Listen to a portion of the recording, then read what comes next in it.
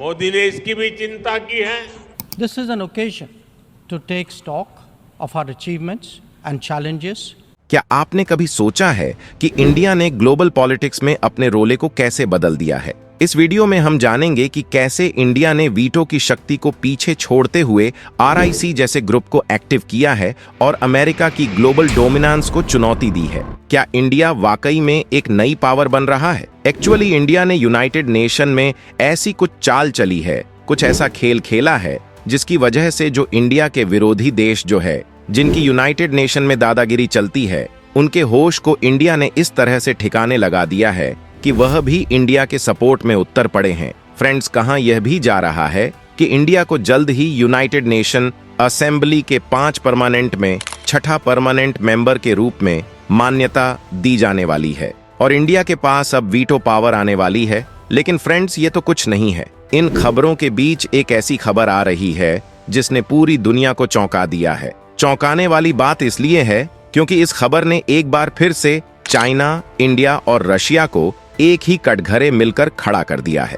यानी कहने का मतलब फिर से यह देश एक साथ आने वाले हैं। फ्रेंड्स, इस खबर को सुनने के बाद आपको विश्वास नहीं हो रहा होगा। ये सारी बातें आपके सर के ऊपर निकल गई होंगी। आप लोग सो रहे होंगे कि इंडिया के साथ वह भी चाइना। लेकिन फ्रेंड्स, यकीन मानिए, सच में ऐसा हो चुका है। एक्चुअली RIC ग्रुप देश एक बार फिर से दुनिया भर की सबसे बड़ी सुपर पावर्स के रूप में अपने ताकत को यूरेशिया में शिफ्ट करने जा रहे हैं। यानी कि अब जो पावर है वह यूनाइटेड नेशन के हाथों नहीं, बल्कि यूरेशिया में जो पावर शिफ्ट हो रही है उसका पूरा का पूरा कंट्रोल इंडिया के हाथ में होगा। फ्रेंड्स, आपको बता दें, यूनाइटेड नेशन के जनरल सेक्रेटरी एंटोनियो गुटेरेस ने जो बात कही थी इंडिया को लेकर, वह बात एक बार फिर से सच साबित होती हुई नजर आ रही है। वहीं दूसरी ओर S जयशंकर ने यूनाइटेड नेशन में ऐसी दहाड़ लगाते हुए सबको सबक सिखाया था कि अगर इंडिया को यूनाइटेड नेशन में परमानेंट मेंबरशिप नहीं मिलती है तो ये कहीं ना कहीं यूनाइटेड नेशन की खुद की कमी है। सिर्फ इतना ही कहने के बाद पूरे यूनाइटेड नेशन में आग लग गई थी। चाइना के होश उड़ गए थे। वहीं यूनाइटेड नेशंस जनरल असेंबली के चेयरमैन डेनिस फ्रांसिस ने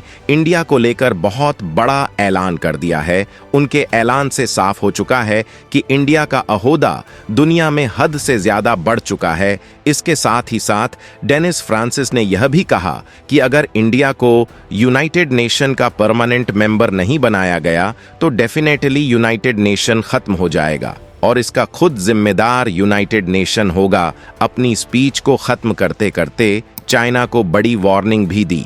अब यहाँ पर सबसे बड़ा सवाल यह है कि क्या RIC ग्रुप यूनाइटेड नेशन के अस्तित्व को खत्म कर देगा? आखिर RIC एक्टिव होने से इंडिया को क्या क्या फायदा होगा? सबके मन में ये सवाल उठ रहा होगा कि आखिर RIC ग्रुप है क्या और क्या होने वाला है। तो फ्रेंड्स, पूरी खबर क्या है जानेंगे इस वीडियो में। लेकिन उससे पहले इंडिया के इस कामयाबी के लिए इस वीडियो पर एक लाइक तो बनता है। फटाफट वीडियो को लाइक कर दीजिए। एक्चुअली फ्रेंड्स, UNSSC में इंडिया के परमानेंट मेंबरशिप को लेकर के जो बात निकल कर सामने आ रही है वो आपने सुनी होगी। किस तरह से वीटो को लेकर के अमेरिका सहित दुनिया के कई देश जोर लगा रहे हैं कि इंडिया को परमानेंट मेंबर यूनाइटेड नेशन में बना दिया जाए और इंडिया को वीटो पावर दे दिया जाए। लेकिन अब इन सभी खबरों के बीच RIC ग्रुप एक्टिव हो चुका है। एक्चुअली RIC ग्रुप कुछ और नहीं बल्कि रशिया, इंडिया और चाइना का एक त्रिकुट कॉन्फ्रेंस है और यह ग्रुप एक बार फिर सुर्खियां बटोर रहा है।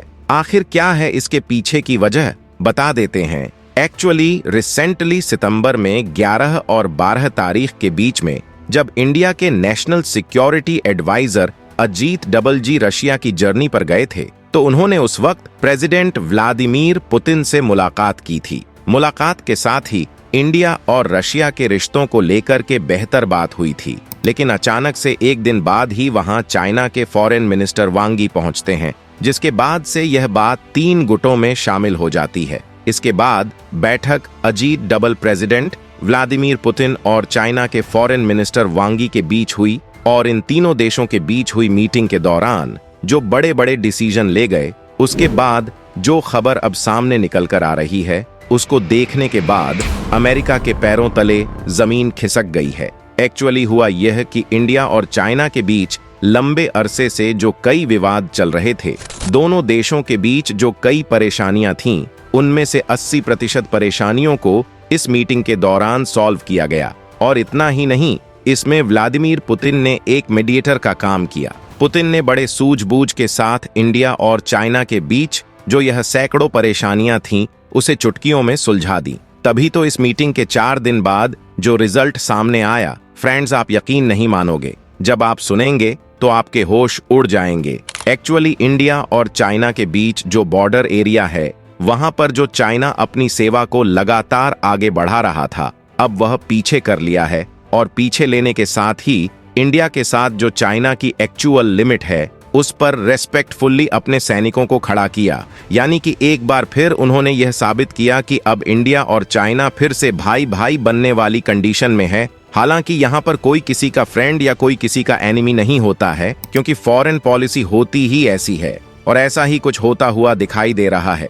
चाइना बेहतर समझा चुका है कि इंडिया आगे आने वाले समय में उससे भी आगे निकलने वाला है और ऐसे में इंडिया के साथ दुश्मनी कहीं ना कहीं चाइना को भारी पड़ सकती है, क्योंकि इंडिया रशिया का सबसे करीबी है और अगर इंडिया और चाइना में से किसी एक को रशिया को चुनना पड़े तो रशिया हमेशा इंडिया को ही चुनेगा। और इतना ही नहीं, दुनिया के कई देश, यहाँ तक कि साउथ ईस्ट एशिया के जो भी देश हैं, वह चाइना पर नहीं बल्कि इंडिया पर आंख मूंद कर भरोसा करते हैं। इसके अलावा इंडिया की स्ट्रेंथ और इकोनॉमी की भी सराहना करते हैं और यह देश पूरी तरह से यह जानते हैं कि इंडिया को किस पोजीशन पर रखना है। और इसलिए वह देश जो अब तक चाइना से नाराजगी जताते आए हुए हैं, वह हमेशा इंडिया के साथ क्लोज रिलेशन बनाने के लिए हर समय रेडी रहते हैं। और यही चिंता अब अमेरिका और दुनिया के तमाम कंट्रीज को जो यूनाइटेड नेशन के मेंबर हैं, उन्हें सता रही है। फ्रेंड्स, जरा आप ही सोच कर देखिए, अगर अमेरिका को साइड कर दिया जाए तो दुनिया में सिर्फ 3 ही ताकतें बचेगी,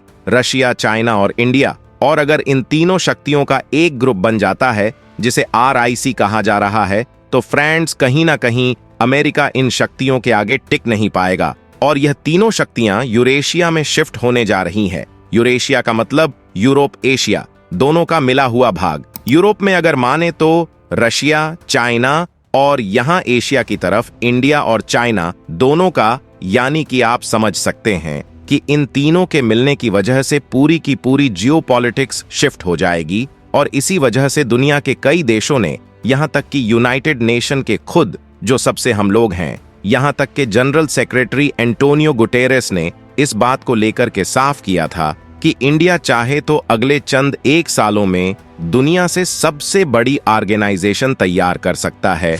और यही नहीं, इंडिया दुनिया के कई बड़े देशों का संगठन बना सकता है। और अगर इंडिया को यूनाइटेड नेशन में जगह नहीं दी जाती स्थायी मेंबर के तौर पर, तो आगे आने वाले कुछ 1 साल में ही यूनाइटेड नेशन का अस्तित्व अपने आप ही समाप्त हो जाएगा। और यहां तक कि यूनाइटेड नेशन जनरल असेंबली के चेयरमैन सुलेमान यांग ने कहा था कि 22 सितंबर से जो यूनाइटेड नेशन की बैठक होने जा रही है, उसमें इंडिया को आखिरी मौका है कि इंडिया को यह चीज दे दी जाए, यानी कि परमानेंट मेंबरशिप दे दी जाए। क्योंकि अगर ऐसा नहीं किया जाता है तो इंडिया अपने दम पर, जैसा कि आप समझ सकते हैं कि PM मोदी के आने से इंडिया की ताकत कितने गुना बढ़ चुकी है। दुनिया भर में PM मोदी का डंका बजता ही जा रहा है। एक बार फिर से इंडिया विश्व गुरु के तौर पर आगे बढ़ रहा है, चाहे इकोनॉमी में हो या फिर इंडिया की स्ट्रेटेजिक पावर को लेकर। किसी भी चीज में इंडिया और पीछे नहीं है। इतना ही नहीं, इंडिया डिफेंस सेक्टर में भी अपना अहम रोल निभा रहा है।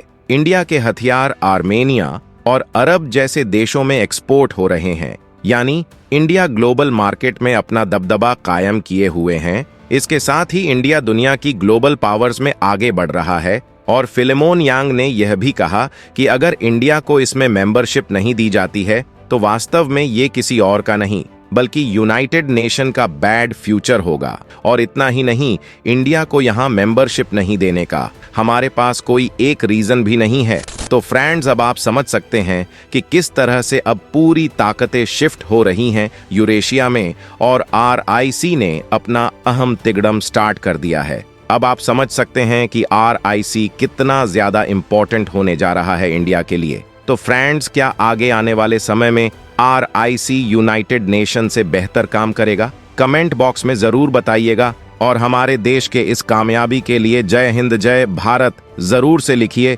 वीडियो पसंद आई है तो लाइक करें, अपने मित्रों तक इसे शेयर करें। चैनल पर नए हो तो सब्सक्राइब करके बेल नोटिफिकेशन को ऑन कर दें। हम आपसे मिलते हैं इसी तरह की इंफॉर्मेटिव वीडियो के साथ। जय हिंद, जय इंडिया।